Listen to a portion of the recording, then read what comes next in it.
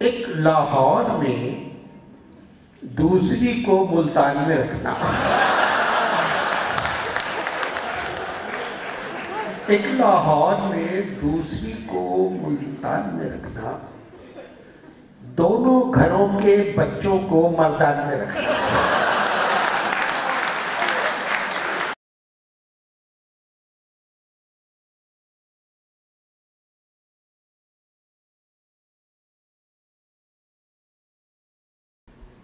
मैं आज अकेला हूँ यहाँ, मेरे साथ मोइन अख्तर नहीं है। 38 बरस का साथ मोइन का मिला। तो मैंने कहा है अलसाफ़ा वालों से कि अगले मर्तबा जब हम प्रोग्राम करेंगे तो ट्रिब्यूट टू मोइन करेंगे और मैं रोज़ मुशायरा करूँगा, जिसमें मेरे साथी फनकार आएंगे और हम ट्रिब्यूट मोइन को देंगे। मोइन मेरे साथ हर मुशायरे में होते थे और एक ऐसे शायर होते थे ना जो इकबाल को मानते थे, ना गालिब को, ना फराज को, ना फैज़ को, ना परवीन शाकिर को, ना ज़हरा निगार को, ना रईस अब्रोही को, ना चौधरी को, मगर उन्हीं की ज़मीनों में गज़लें लिखते थे। वो गज़लें मैं ही लिख के देता था उनको। और जब मुशायरा शुरू होता था तो मैं मोइन से कहता था कि फराज कैसे शायर है? पेशावर की है। मैंने कहा नहीं, ये तो आप इस तरह बात सकते, मैं आपसे पूछा हूँ शायर कैसे? ठीक है। मैंने कहा फराज की एक गज़ल थी, अपनी ही आवाज़ को बेशक कान में रखना, लेकिन शहर की खामोशी भी ध्यान में रखना।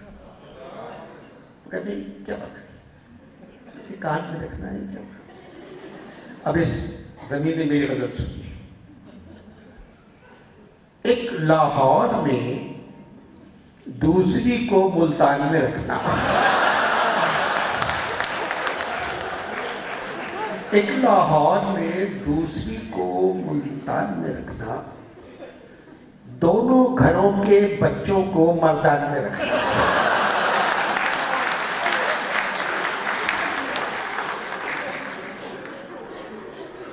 फारसी में बातें करता है तेरा शौहर, बाद अज़ मर्ग इस पुतले को ईरान में। हम दोनों गोरे हैं और ये इतना काला, बेगम इस औलाद को तुम सूडान में रखना। ये क्या शायरी? कहते हैं आप रिस्पॉन्स देखें ना, रिस्पॉन्स क्या? मैंने कहा कि फराज की गज़ल थी, अब के हम बिछड़े तो शायद कभी ख्वाबों में मिले, जिस तरह सूखे हुए फूल किताबों। बोले अकबर ये स्कूल और कॉलेज टाइप की गज़ल है, सूखे हुए फूल किताबों में मिल रहे हैं, ये क्या है? ये ज़मीन में आप मेरी सुनिए। एक बकरे ने कहा बकरी से ऐ जानी अजीज, एक बकरे ने कहा बकरी से ऐ जानी अजीज, अब के हम बिछड़े तो मुमकिन है कबाबों में मिले।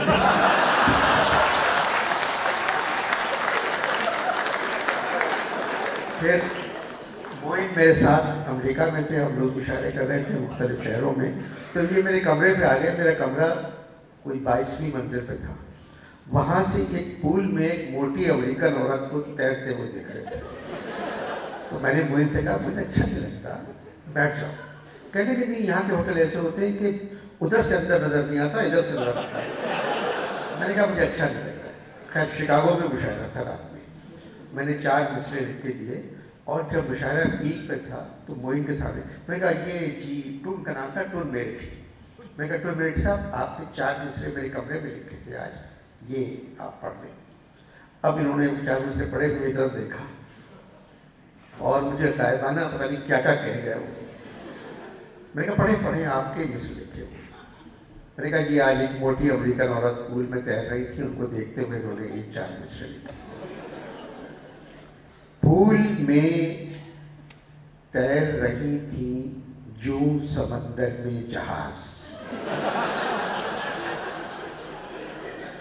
पूल में तैर रही थी जूं समंदर में जहाज, दूर से साफ नजर आते थे महमूद अयास।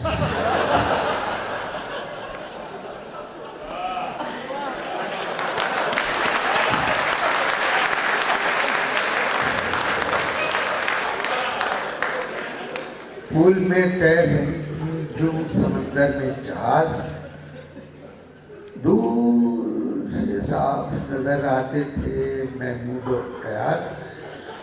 निकली जब पुल से बाहर तो शर्म के मारे ना कोई बंदा रहा।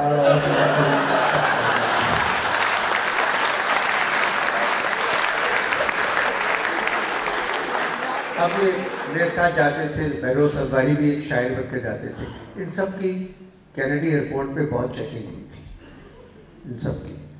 तो बहरोज की गलती गालिब की ज़मीन में थी कि हम निकले, बहुत बेआबरू होकर तेरे की वजह से हम निकले। तो उस पर बहरोज ने कहा कि जी गालिब की ज़मीन में है, हमारी कैनेडी पे चेकिंग हुई। तो उस पर एक शेर, उसी गजल का एक शेर सुना तो हमको मैं। कनेडी के हवाई अड्डे पे यूं चेकिंग हुई अपनी, कनेडी के हवाई अड्डे पे यूं चेकिंग हुई अपनी, कि जब पैदा हुए थे हम उसी हालत में हम निकले।